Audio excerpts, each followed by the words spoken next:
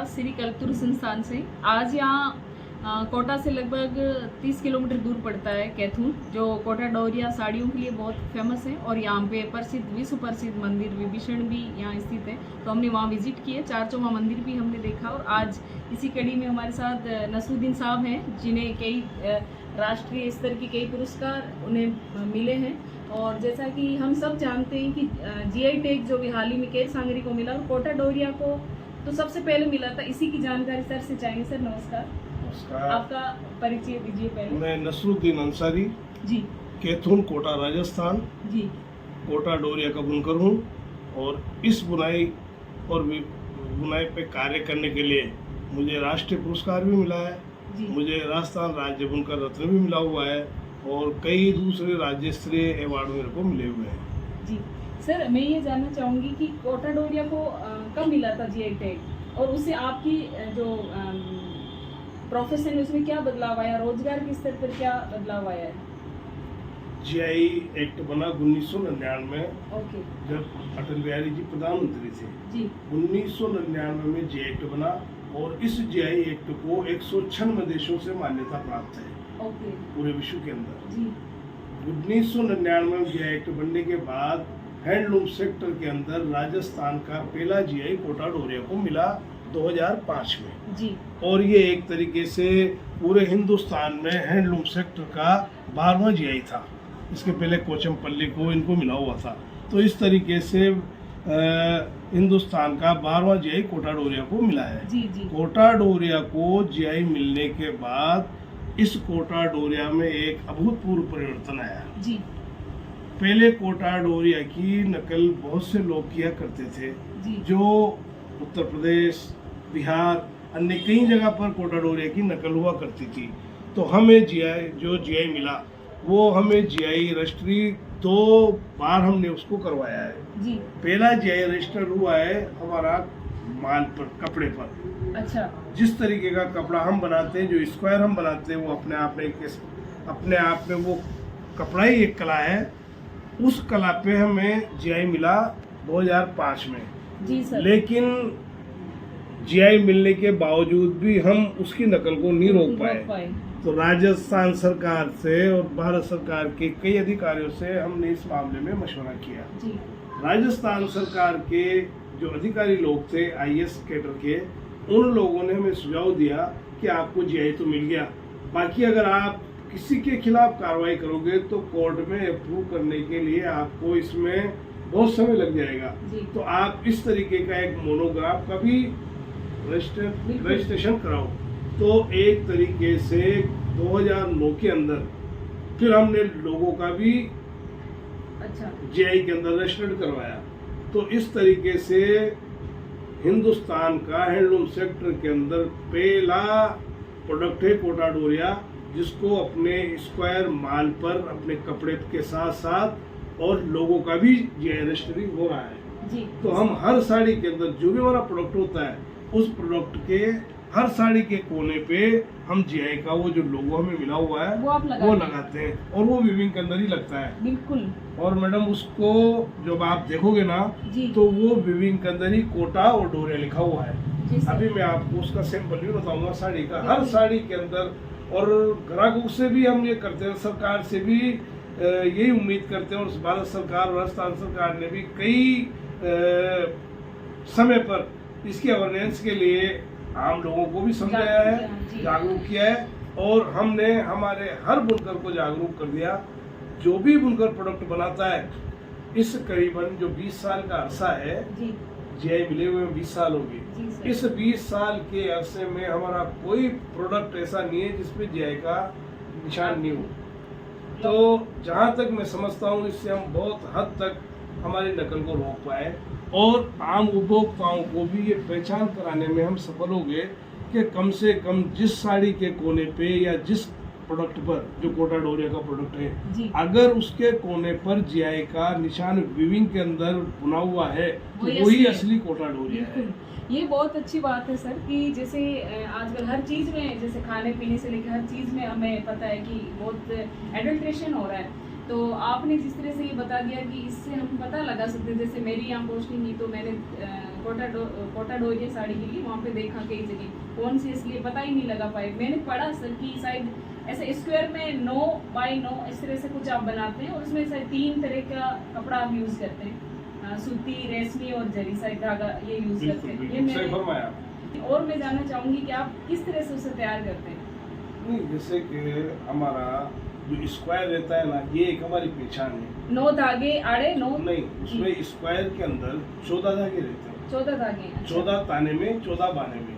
अच्छा। अब उन जो 14 धागों का जो मिश्रण रहता है उसमें 6 धागे रहते हैं सिल्क के, 8 धागे रहते हैं कॉटन के। अच्छा। ताने में और बाने में। अच्छा। जो 14 धागे रहते हैं उन 14 धागों में ताने में और बाने में 8 धागे सिल्क के और 6 धागे जी 6 धागे सिल्क के और 8 धागे कॉटन के रहते हैं। तो इस तरीके से हर स्क्वायर में इस तरीके से वो रहता है जी। और इसके अंदर जो सिल्क और कॉटन लगता है वो 100% प्योर कॉटन सिल्क लगता है। कपास से तैयार हुआ जो कॉटन रहता है वो कॉटन लगता है और ओरिजिनल सिल्क लगता है। जरी जो हम यूज करते हैं वो जरी भी हमारी सोने चांदी के तारों की जरी रहती है, जिसे रियल जरी कहते हैं। तो इस सॉरी कितना टाइम आपको लग जाता है एक साड़ी बनाने में?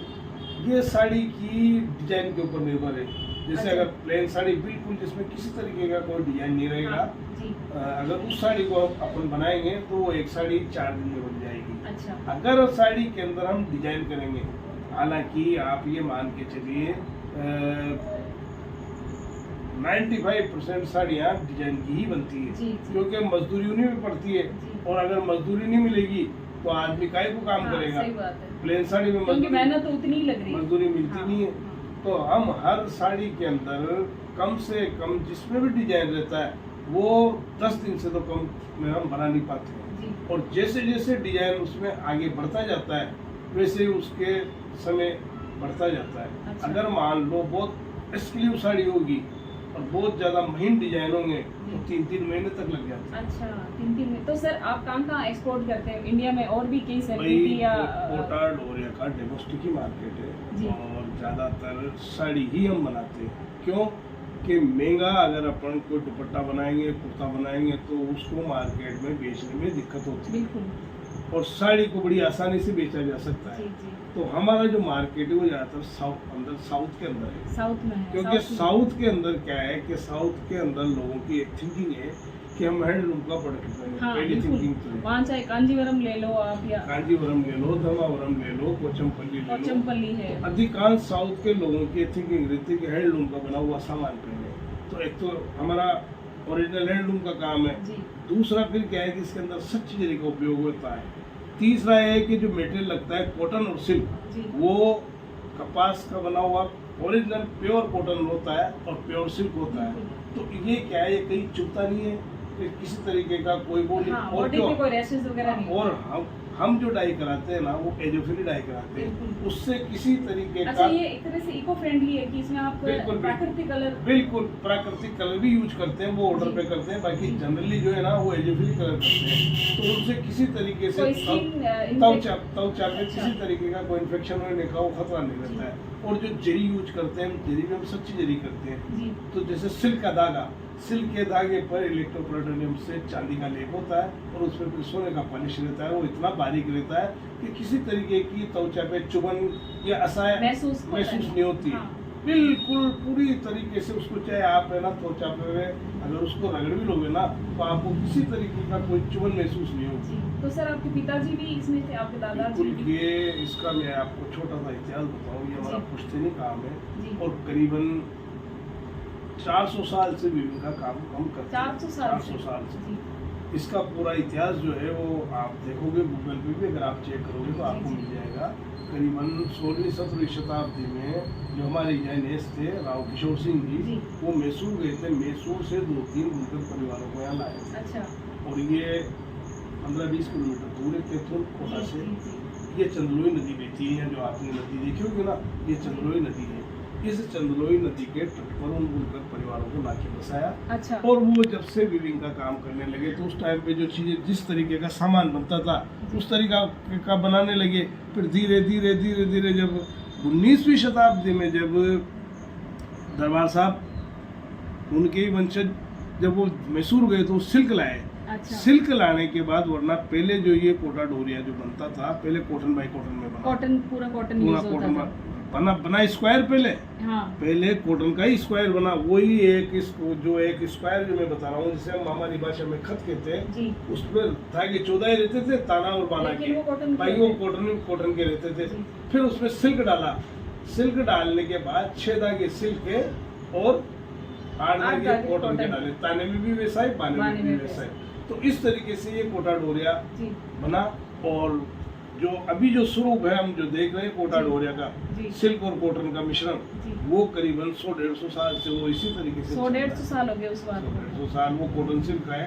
अब इसमें जैसे जैसे मार्केट की डिमांड आती गई, उसी तरीके से मोटिव बनते हुए चली गए, उसी तरीके से डिजाइन बनते हुए चले गए, वो डिमांड के अनुसार उन्होंने। तो सर जैसे कि हम देखते हैं कि जो बेरोजगारी की जो रेट है या दर है वो बहुत ज़्यादा बढ़ती जा रही है, और कई काफ़ी पढ़ लिखने के बाद भी बेरोजगार बैठे रहते हैं बच्चे, लेकिन आपके यहाँ रोजगार उसको मिला हुआ है, क्योंकि हस्तशिल्प एक चीज़ ही ऐसी है जिसमें जो लोगों को आकृष्ट भी करता है और उसके लिए बहुत बाजार आज भी वैल्यू रखता है। मैंने देखा महाराष्ट्र में जैसे पैठनी साड़ी खत्म हो गई। हाँ, तो अभी है सर, पर सर हो सकता है कि आपने जो पहचान बताई उसकी हम वो नहीं पता कर पाए कि असली पैठनी कैसी होती है, जैसे कि आपने कोटा डोरिया की बताई। ये क्या है कि जीआई मिलने के बाद, जैसे ही जीआई मिला, उस जीआई का सारा काम एक तरीके से कोटा डोरिया जो आज जिस स्तर पे, जिस ऊंचाई पे है, उसका सबसे ज्यादा श्रेय तो मैं वसुंधरा राजे को दूंगा। अच्छा।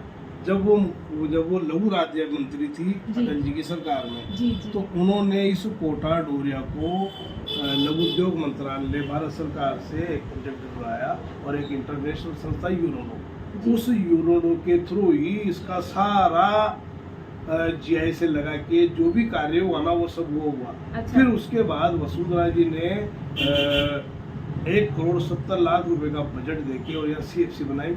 अच्छा। और इसके बड़े फैशन शो कराए, यहाँ अच्छा। तक कि एक इंटरनेशनल डिजाइनर को हायर भी किया, और अच्छा। करीबन वो 3 साल तक यहाँ रही, और उसने कई डिजाइन डेवलप किए। अच्छा। और इसके साथ साथ इंटरनेशनल डिजाइनरों के साथ कोटा डोरिया का फैशन शो कराया।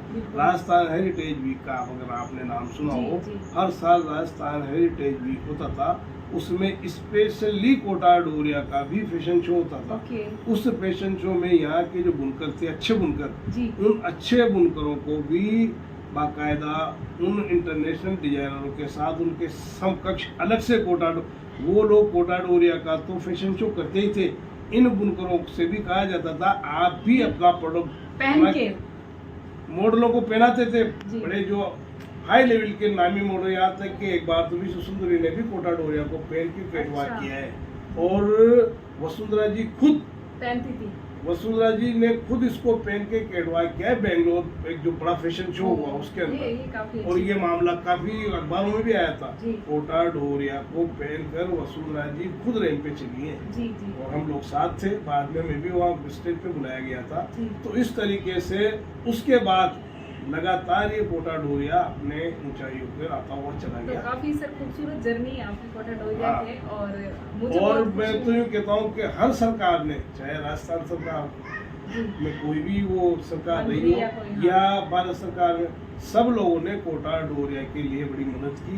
और जो हमारे हिंदुस्तान के नामी डिजाइनर थे, उन सभी नामी डिजाइनरों ने कोटा डोरिया पे काम किया है, केतुन आए हैं, और आज भी बड़े डिजाइनरों का सामान यहाँ बनता है। हालांकि आज वीविंग का काम 70% महिलाएं करती है, पुरुष 30% ही वीविंग का काम करते हैं। बाकी जो पुरुष है ना, वो प्रीलूम के पहले जो काम है वो सारा वो पुरुष ही देखते हैं। तो सर मतलब आप महिलाएं काफी ज्यादा इसमें रोजगार उन्होंने प्राप्त किया है आपके इसमें। बिल्कुल। तो अभी सर कितने बुनकर या आप ये समझ के चलिए कि पूरे हिंदुस्तान में हैंडलूम सेक्टर पे काम करने वालों की संख्या कम हुई है, या यूँ समझो कि लोगों ने सही मजदूरी नहीं मिल पाने के कारण, या उनको सही वो नहीं मिल पाने के कारण छोड़ के चले गए। तो सर जैसे AI आर्टिफिशियल इंटेलिजेंस का भी काफ़ी बढ़ रहा है आजकल हर जगह, जिससे जो लोगों में बेरोजगारी दर बढ़ी, तो इसका इस पर थोड़ी इम्पैक्ट पड़ेगा आपकी कोटा डोरिया पे जो टेक्नोलॉजी है। मैं तो ये कह रहा हूँ कि हमारी कोटा जो भी हमारी बहनें हैं, जो भी वो हैं उन सबको आराम से घर बैठे रोजगार मिल जाता है और आराम से हर बहन घर में बैठ के 10,000 से 15,000 के बीच में घर में ही कमा लेती है अगर वो सही तरीके से काम करे तो। बिल्कुल। हमारी बच्चियां आज हाँ। कोटा डोरिया का काम अच्छा रहा। आप देखो, आप कैथून में घूमे हो, जी। आपने यहाँ की लोकेशन देखी, लोगों के मकान देखे। लूम, पहले लूम का जो काम होता था बुनाई का, वो कच्चे मकानों में होता है। आज सबके पक्के मकान बने हुए, सबके यहाँ अच्छा वो देखा होगा आपने। तो अगर हमें वाजिब दाम नहीं मिलता तो सब कैसे हो पाता? सही बात है सर। तो ये एक तरीके से बड़ा अचीवमेंट है। तो जीआई टैग से सर की जैसे कैश हंगरी को भी मिला, तो हमें ये जानने को मिला कि तो सरकार ने किसी ऐसे हस्त जो शिल्प है या हैंडीक्राफ्ट के किसी भी आइटम को अगर जीआई टैग मिलता है तो उसे उसमें चाहे रोजगार के लेवल पे या चाहे जो उनके मतलब किसी भी लेवल पे काफ़ी ज़्यादा प्रोत्साहन मिलेगा और बेरोजगारी की दर में भी काफ़ी कमी आएगी। तो आपने जो इतनी जानकारी दी है जीआई टैग पर, इतना तो मुझे किताबों में भी नहीं मिला, तो उसके लिए सबसे पहले आपको बहुत बहुत धन्यवाद। और कल्तुरु संस्थान की प्लेटफॉर्म के माध्यम से हम आपकी ये बात, ताकि लोग भी ये जानेंगे कि असली कोटा डोरिया कौन सी है, या कभी वो परचेज करने जाएंगे तो देख पाएंगे, तो हम इसको आगे बढ़ाएंगे। नहीं, मैं उसका मैं एग्जाम्पल बताता हूँ ताकि ये जीआई का जो लोगो है वो ये मैं सारी दिखाता हूँ आपको, और आप बताओ ताकि लोग पहचान सके कि वास्तव में रियल कोटा डोरिया कैसी है और उसमें जीआई का लोगो कैसा है। जी ये देखो, हर साड़ी के कोने पे विविंग में ये मिलेगा आपको। देखो इसी में ना ये लिखा हुआ है कोटा डोरिया, ये कोटा डोरिया। बिल्कुल। और ये सारा विविंग के अंदर है, आप देखिए पलट के। बिल्कुल पूरा विविंग के अंदर है। पूरा विविंग के अंदर है। तो ये पहचान है असली, ये पहचान हर साड़ी की जो भी प्रोडक्ट होगा, चाहे साड़ी हो, दुपट्टा हो, उसको आप अच्छे तरीके से वो भी कर सकते हो। देखो जी बिल्कुल दिख रही है सर, ब्लैक ये बहुत ही सुंदर है सच में, बहुत ही कमाल की लग रही है साड़ी। ये देखिए, और आप ये एकदम क्लियर दिख रहा है। तो हमारा ग्राहकों से भी यही कहना है कि ये लोगों का निशान देख कर ही आप साड़ी ले। अगर साड़ी में ये निशान नहीं है तो वो ओरिजिनल कोटा डोरिया नहीं है। थैंक यू सर, बहुत बहुत आपका धन्यवाद। ये इतनी अच्छी और महत्वपूर्ण जानकारी आपने जीआई टैग के बारे में, कोटा डोरिया साड़ी के बारे में, ये सच में राजस्थानियों के लिए बहुत बड़ी गर्व की बात है। Thank you.